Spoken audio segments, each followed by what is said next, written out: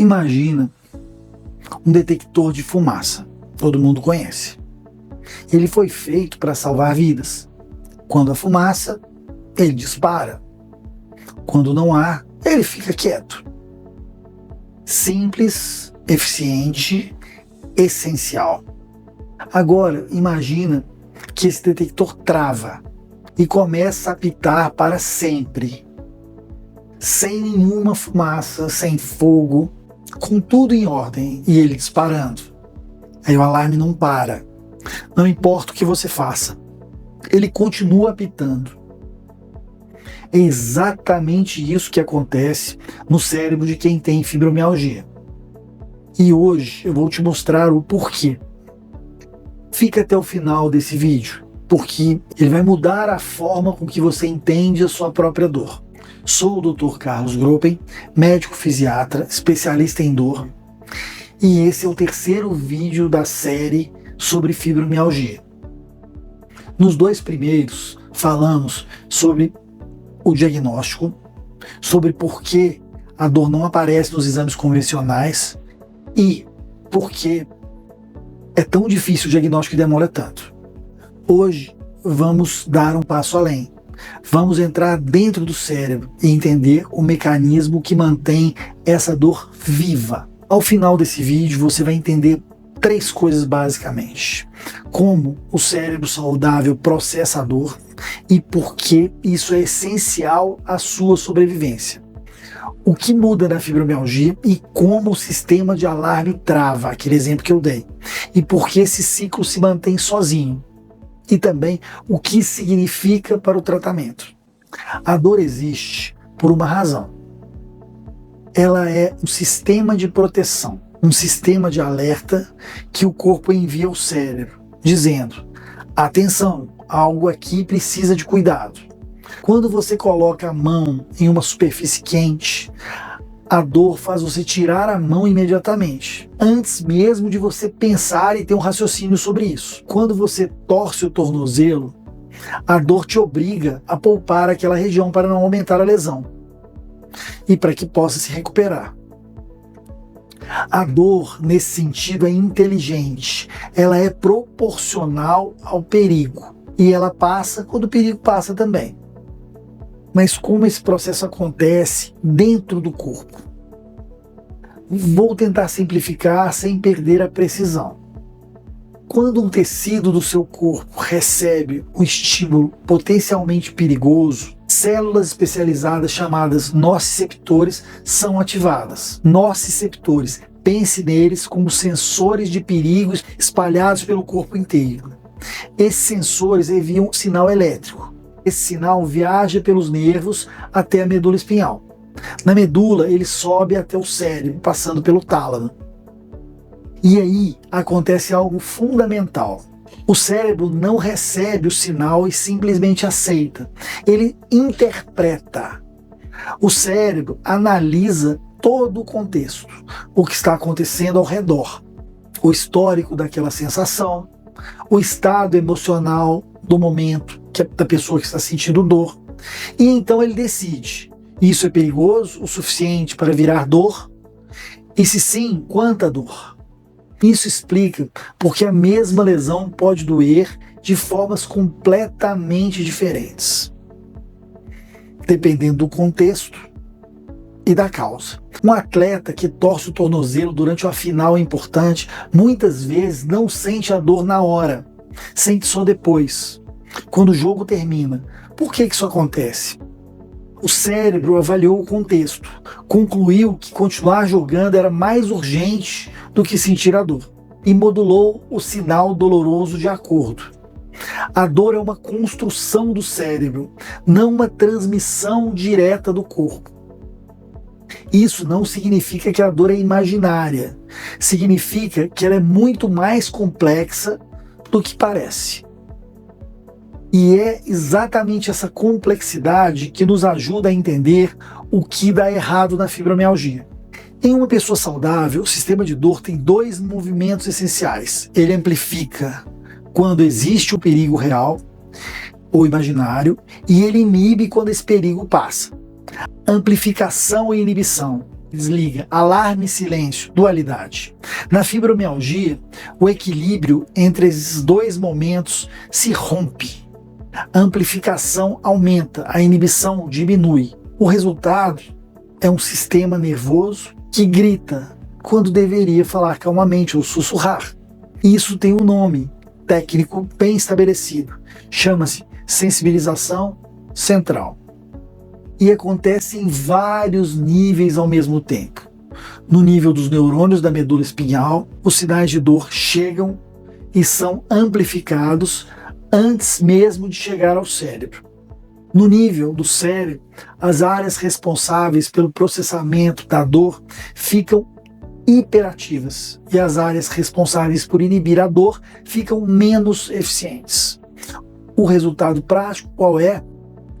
Um toque leve dói, o frio dói, o barulho dói, o cansaço também dói, tanto quanto o estresse. Não porque esses estímulos causam danos, mas porque o cérebro os interpreta como uma ameaça, quando não são, que eu falei de dano potencial. Vou te contar sobre uma paciente. Vou chamá-la de Carla. Carla é uma professora, tem 42 anos e ela tem uma história de há 4 anos que ela não consegue usar mais roupas com elástico nos punhos. Não porque o elástico machuca de verdade, mas porque a sensação de pressão leve no pulso se transforma em ardência intensa com o passar do tempo. Ela também não consegue mais dormir com o ventilador ligado. O barulho do motor do ventilador, que antes nem notava, agora parece uma furadeira dentro do quarto. E quando o tempo fecha, quando uma frente fria chega ou vai chover, ela sente as mudanças do corpo antes de ver o céu. Carla não está exagerando. Carla não é ansiosa demais. O sistema nervoso da Carla está com o volume no máximo. E tudo que entra por esse sistema chega ao cérebro e à consciência amplificado. Mas e aí, por que isso acontece? Que leva o sistema nervoso a travar nesse estado? É exatamente isso que o próximo bloco responde. Vamos lá. Por que o alarme não desliga sozinho? Voltemos ao detector de fumaça. Quando ele trava e começa a apitar sem parar, o que acontece com as pessoas que vivem naquele lugar? Pensem bem. Primeiro, elas tentam desligar, é o óbvio. Tiram a bateria, chamam um técnico, tentam de tudo. Mas enquanto não conseguem desligar, elas ficam no estado de alerta constante. O corpo em tensão, o sono prejudicado, a concentração comprometida, a irritação aumentando. E aí acontece algo cruel.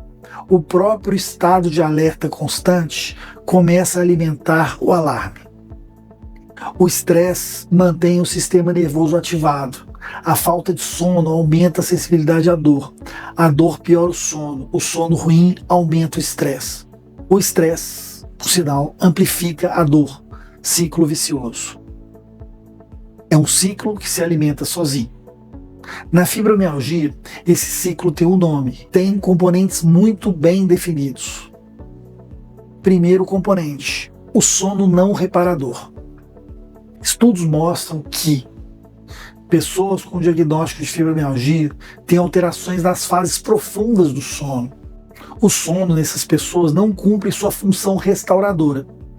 E a privação de sono, mesmo que parcial, aumenta diretamente a sensibilidade à dor. Qualquer pessoa que já ficou sem dormir por 2 dias sabe disso. Imagine viver com esse nível de sensibilidade todos os dias, por anos.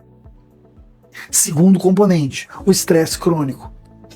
O sistema nervoso autônomo, que regula as funções automáticas, como o batimento cardíaco, a digestão, que a gente não precisa pensar, ele fica em modo de alerta prolongado nos pacientes que têm fibromialgia. É como se o freio de emergência do sistema nervoso estivesse solto e o acelerador um pouco pressionado.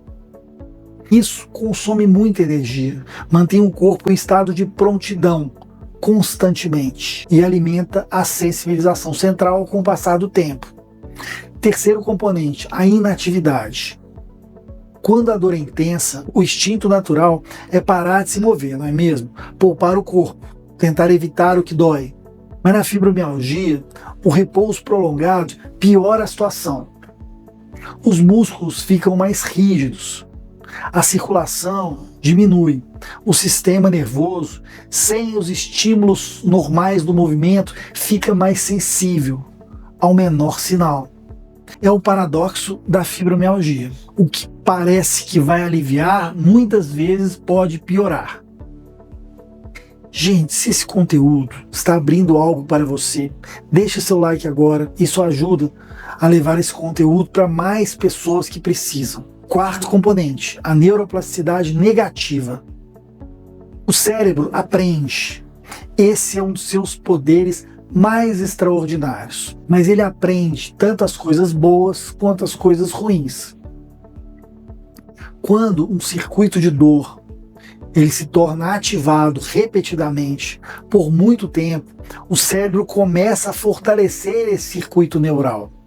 A dor deixa de ser uma resposta a um estímulo e começa a se tornar um padrão fixo, como uma trilha no mato. Quanto mais você passa por ela e mais pessoas passam por ela, mais larga ela fica, mais fácil de percorrer. Na fibromialgia, o cérebro aprende a sentir dor com muito mais facilidade que deveria. Não por fraqueza, é por neuroplasticidade. Me conta aí nos comentários, você já tentou explicar para alguém como é viver com essa dor constante e não encontrou as palavras certas? O que você diria agora? Agora vem a parte mais importante do vídeo. Porque entender o mecanismo não é só uma questão meramente intelectual. Entender o mecanismo muda completamente a forma de tratar. Se a fibromialgia fosse uma doença de inflamação, o tratamento poderia ser anti-inflamatório, outras medidas anti-inflamação. Se fosse uma doença de lesão nervosa, o tratamento seria a tentativa de reparo do sistema nervoso. Mas a fibromialgia é uma doença de sensibilização central, do processamento cerebral alterado, de um alarme travado, como na metáfora anterior. E o tratamento precisa trabalhar nesse nível. O que significa trabalhar no sistema nervoso? Vou dar uma visão geral e nos próximos vídeos vamos aprofundar em cada uma das partes. O exercício físico, feito do jeito certo, recalibra o sistema nervoso. Ele ativa os mecanismos naturais da inibição da dor. Ele ajuda o cérebro a aprender novos padrões. O sono de qualidade é tratamento, não é luxo. É a parte essencial do processamento de reduzir a sensibilização. A psicoterapia, especialmente a terapia cognitivo-comportamental, ajuda a modificar os padrões de resposta ao estresse e reduz a ativação do sistema de alarme. Os medicamentos, quando indicados, atuam nos neurotransmissores, as substâncias químicas que regulam a amplificação e a inibição da dor. Nenhuma dessas estratégias funciona de forma isolada, mas juntas, com consistência e com o suporte certo, elas conseguem recalibrar o alarme. Não apagar, recalibrar. E a diferença entre o alarme travado no máximo e um alarme que funciona de forma proporcional é a diferença entre sobreviver e viver. Isso é possível. Não para todo mundo da mesma forma, não no mesmo tempo que a gente quer, mas é possível. E nos próximos vídeos dessa série, nós vamos falar sobre cada uma estratégia com detalhes. O que funciona, como funciona e por que funciona. Então, o que nós aprendemos hoje com esse vídeo? Primeiro, a dor é uma construção do cérebro, não uma transmissão direta dos estímulos do corpo para o cérebro. ela existe para proteger. Em condições normais, é proporcional ao perigo. Segundo, na fibromialgia, o equilíbrio entre amplificação e inibição da dor se rompe. O sistema nervoso trava em modo de alerta e esses sinais pequenos são processados como dor intensa. Terceiro, esse estado se mantém por um ciclo. Sono ruim, estresse, inatividade, neuroplasticidade negativa, que se alimenta sozinho. Por isso, não passa com o descanso. Por isso, não passa com força de vontade apenas. Por isso, precisa de tratamento. E tratamento especializado. No próximo vídeo, nós vamos falar sobre a fadiga da fibromialgia. Por que você acorda mais cansado do que deitou? E o que acontece durante a noite que explica tudo isso. Não perca. Deixe seu like se você aprendeu algo novo hoje. Isso me ajuda a levar esse conteúdo para mais pessoas que vivem com dor e que precisam desse conteúdo. Se inscreve, compartilha e te vejo no próximo vídeo. Obrigado. Esse vídeo tem fins exclusivamente educativos e não substitui avaliação ou tratamento médico especializado.